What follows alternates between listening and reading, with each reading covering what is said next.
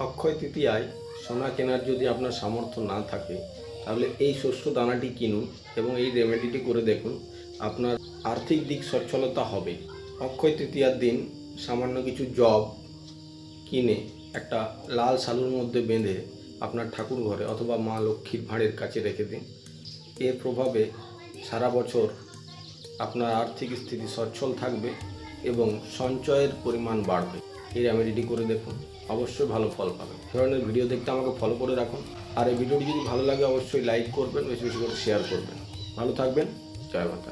অক্ষয় তৃতীয়ায় সোনা কেনার যদি আপনার সামর্থ্য না থাকে তাহলে এই শস্য দানাটি কিনুন এবং এই রেমেডিটি করে দেখুন, আপনার আর্থিক দিক সচ্ছলতা হবে।